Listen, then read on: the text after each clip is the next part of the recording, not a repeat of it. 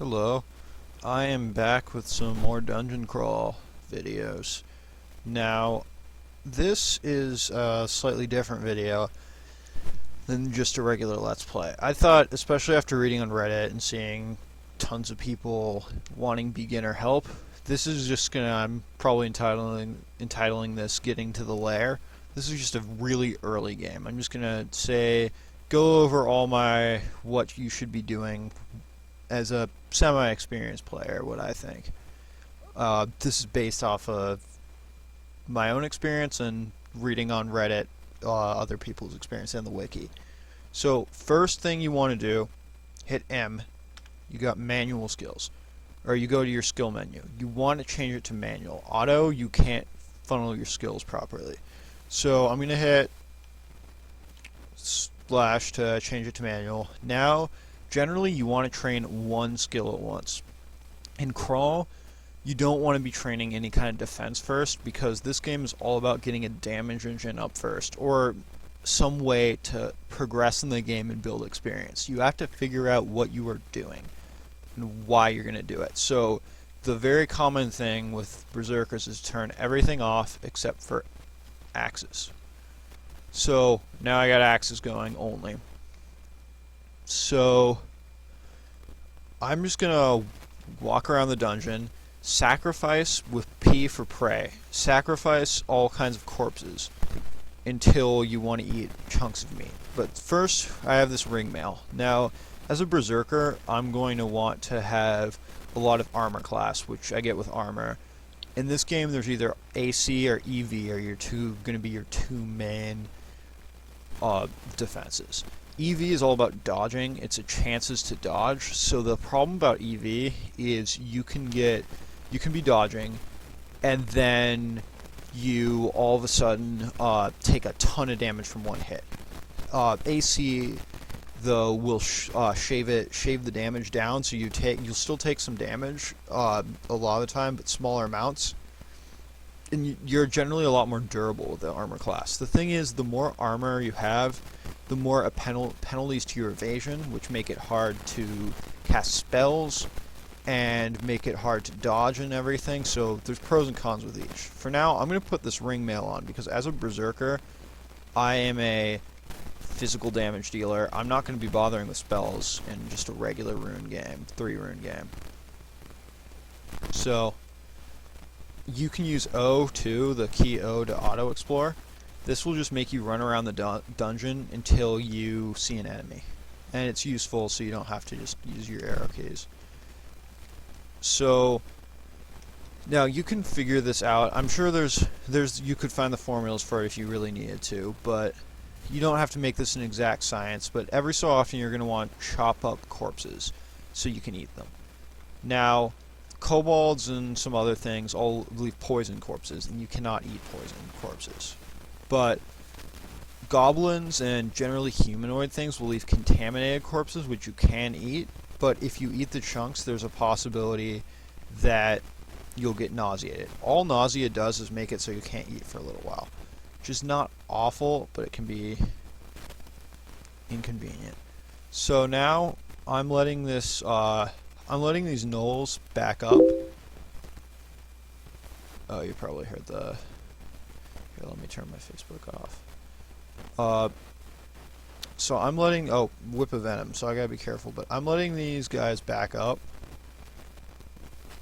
Back up so I can fight them into a corridor. Now, God Powers, very useful to use. I'm in a slightly tricky situation, and that guy has a Whip of Venom, which does a lot of poison damage and could leave me in a bad state. So I just backed up the stairs, just left. That's a big rule to always learn in this game, is don't fight if you don't have to. There were stairs there, I could just leave. Now I go for another stairs, and I just go down them. See, I know the Whip of Venom guy's up there, so I'll just get a little stronger in other parts of the dungeon. Just be smart with how you fight. See, once again, I backed up. So, because I'm hungry, I'm chopping. Now, this is a contaminated corpse. It didn't give me as much satiation level. So, but no big deal. Generally, you want to eat clean corpses, and this is sort of intuitive. Animals will leave clean corpses, humanoids leave contaminated corpses usually, but you can, the meat will tell you on the chunk. So next, here's the next noob kind of thing to learn. This is a unique. So uniques are not random. I just one-shotted her. She's a very unique, or a very weak unique. So the thing about uniques is they never vary. They always have the same spell set and the same abilities. The only thing about, or sometimes they have some set kits that they will have a different kit sometimes, but they will often have different armors and weapons and everything. But some uniques are very, very powerful. Some are very weak, like Jessica.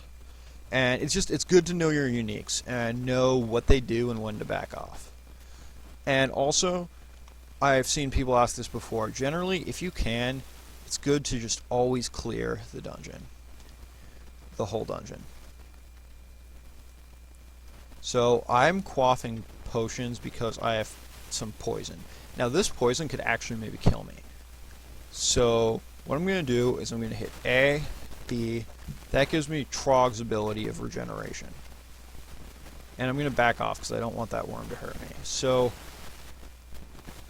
I'm still hanging on by a thread. That poison was... See, that poison would have most definitely killed me. So it's good that I used a ton of my piety. Like, that used a fair amount of piety. Piety is what's measured in how much you can use your god powers. You get it by sacrificing corpses. So here's a good... Now, I'm totally okay with walking around hungry usually, but at this point I'm very hungry, and if you're very hungry, you're not allowed to berserk. So if, say, a random ogre out of depth walks by, could be in a bad way, so I'm going to eat some of my permafood. In general, you want to keep permafood around as long as you possibly can, because it's just good to have late game. If you're in an area that doesn't have a lot of corpses, you never know when you might be low on food. So it's good to keep as much as you can around. So eat corpses when you can, and you don't have to sacrifice every single corpse. Now, we see a shield over there. A lot of people will be tempted to pick that up and use it. That's a trap. That shield has a hefty evasion penalty on it, and that would take my EV down, making me easier to kill, and it would also make me attack significantly slower. And in this game, especially early on, later it's okay, but early on you do not want to sacrifice killing power for defense. It's really not a good idea. So I'm using what's considered to be one of the easiest character combinations right now, just to show. I'm probably not going to finish this game, even if I make it relatively far, honestly, because I've played enough that I'm bored of these guys. But it's a really good starting combination. The first time I ever fully cleared the game, I won with this kind of character. Meaning okay, so now while I was talking, I was being unintelligent. Where I fought, you can learn a lesson there. I fought with a goblin right where I am, shooting stones, and fighting a worm. So two enemies at once were hurting me, when I could have just been up there. So yeah, just a thing to note. So now, quick tutorial on items. So I'm going to try on that amulet. That amulet is unidentified when I try it on. Like, it doesn't automatically identify, so I'm going to take it off. The reason I'm taking it off is amulets have a tendency, even if they're uncursed and you don't know what they are, they can be bad. They could be a amulet of inaccuracy, which makes it almost as bad as hitting a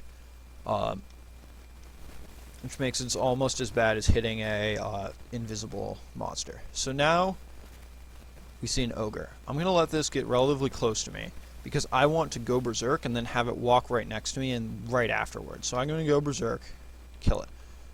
It only took 2 hits. No big deal. So I'm very hungry, so as I told you guys before, I'm going to eat a small amount of permafood. So, same thing, back up into a corridor, try and get these orcs by themselves, attack. So I was going over items. So I'm going to try that ring on. +3 ring of protection, that's good, just gives me some armor class. Nothing I'm going to use in the very late game, if I got to the late game, but for now it's great. So, scrolls and potions is the next thing I should cover. Generally, people will refer to this as quaff ID and read ID, but to identify scrolls or potions, you can just read them or quaff them, or you can identify them with a scroll of identify.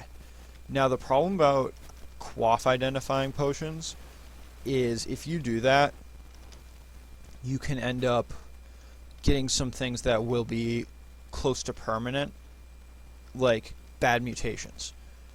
So if I get a bad mutation, it could end up killing me. So I don't want to just randomly quaff potions. Also, if I randomly quaff potions, I can get rid of potions that are really, really useful that I want multiples of. So now we want to be careful here because I'm backed into a little bit of a rough spot.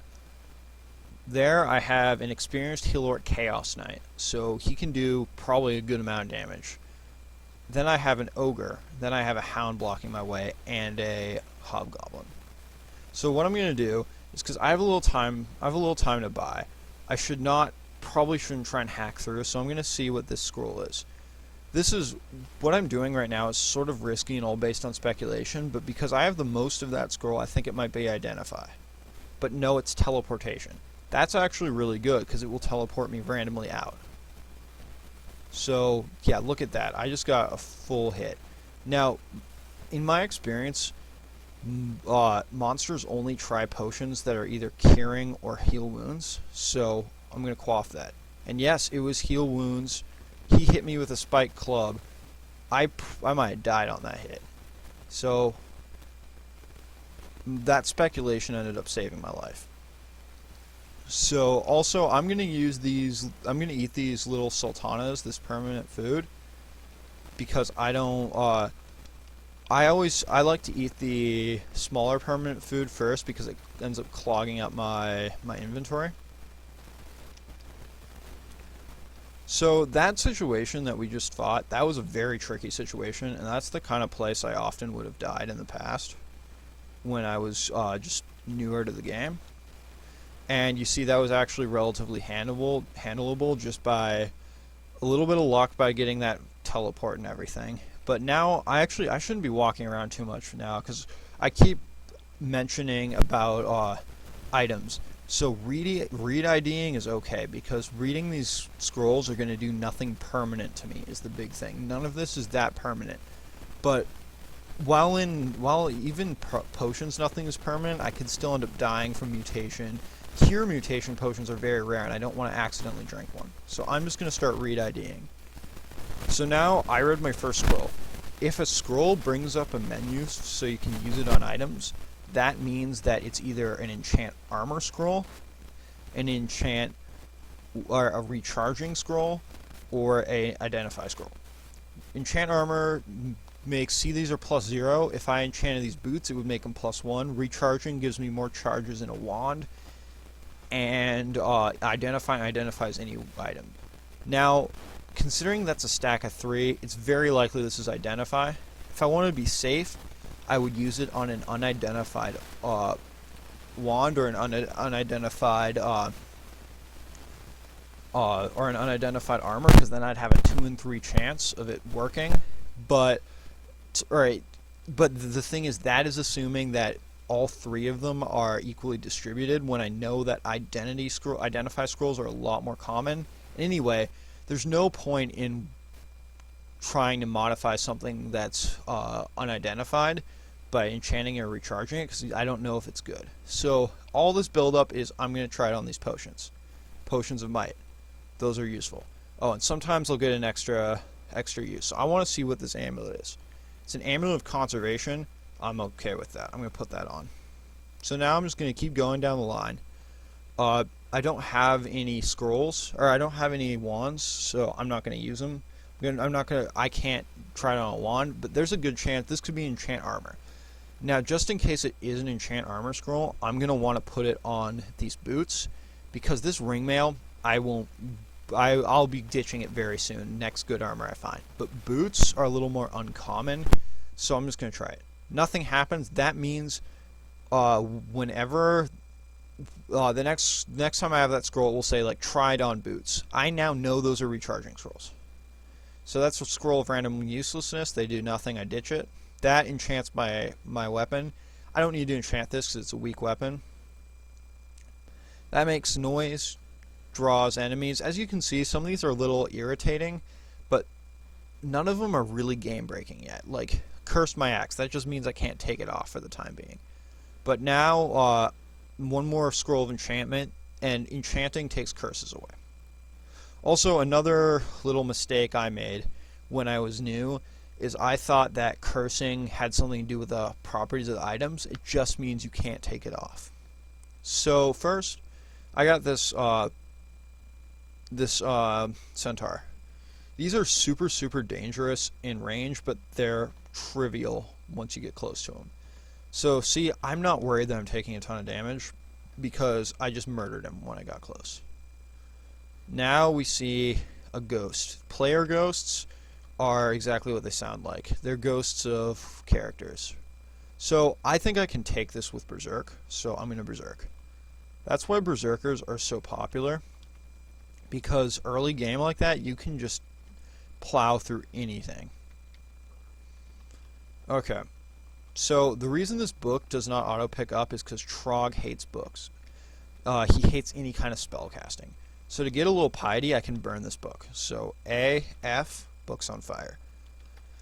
That gives me a little extra piety. Now, this is, I probably don't even need to mention this in a noob video, or not noob video, but a beginner video. But if I was thinking of going in a late game, I wouldn't burn books because they don't give you a huge amount of piety, and you might want spells later, real later game. Like, this is not like a regular win, but like going into the end game. So I just picked up gloves. Any of the, these are really useful, just these kind of small, like, boots, gloves, because they give you just one armor rating. They also help with calculating damage for jellies, which are special acid-dealing monsters, but we might come to them later, and I'll tell you some strategies for those. So, see, I can have boots, gloves, an amulet, 2 rings, a cloak. I can't have a helmet because I have Minotaur horns, but I can have hats, so if I come across a hat, that will be useful. So I've explored almost all that, so I'm just going to go down, and here we go. Jellies I was talking about. I'm going to go upstairs, and now Control F will find for me all instances of something. So I go axe. There's a hand axe up on Dungeon 4. So I'm going to go and get that hand axe because jellies do a fair amount of damage, but they also have a chance of corroding your stuff. And what corrosion does is it makes it so it... You know how I got +1 on my hand axe? It would make my hand axe -1, which is not good. So let's see if I can handle this guy without berserking. Looks like that might not happen, so I'm just going to berserk. So I'm very hungry. Eat some ration. Now go downstairs. Oh, we got a unique party. So this unique Eustatio, he summons things. Now he can't summon as much. Oh, War Axe with Flaming. I'm just going to go upstairs, berserk. I have my new weapon. So I can switch about now. Oh, and it's +2/+2. So this is a very good weapon. I lucked out. It's not late game by any stretch of the imagination, but it can carry me through even the entire lair, which is what the point of this video is about. So, Doan is a special unique. I'm going to go up and heal. Don't fight at less than full health, unless you're in the middle of a fight, of course. But, so, Doan is part of a group of twins, Doan and Duvessa. Duvessa, if you kill one of them, something special happens and the other freaks out. Oh, he had a special mace too. But the other one freaks out. So Duvessa is somewhere around, and when she sees me, she'll start berserking like I do. Now, in order to take care of her, I'll probably just Berserk myself. Just makes it a little easier. But now I'm going to see if I can find that jelly, because the jelly will walk around eating things. Found it. I'm going to use this hand axe to kill it. The reason that I'm not using my war axe is because it can get corroded and lose damage points. So I'd rather use something that's not as good. So here's something to learn. Randarts. This is, you can tell by, they look a little different, and they have some special thing on them. Sound like glowing or runed, they say ichor stained, or gem encrusted, or something to that effect. So this robe, I'll try it on. It gives me strength -4, dex -4, and it's only +1. That is terrible. They're called randarts for random artifacts because all their properties are randomized. So I'm just moving along. Here's another unique. No big deal. Take them out. See, a lot of robes have been dropped, but I don't use those because I want armor. Here's Duvessa. See, she's coming at me, but I'm smacking on her, and no problem. So here's shops. So this is a weapon shop. Generally, when you see a weapon shop, just look for anything that is your weapon type you're using. Only thing's this battle axe. It's relatively cheap. I'm going to buy it. Don't be afraid about buying things because you get a lot of money later on. So I'm just going to keep... Oh, here's Grinder. He's considered pretty difficult, but by this point, early on, but at this point, I have a character with good early game, so nope, no problem. Okay, I'm almost done. I'm keeping this first installment of beginner how to get to Lair.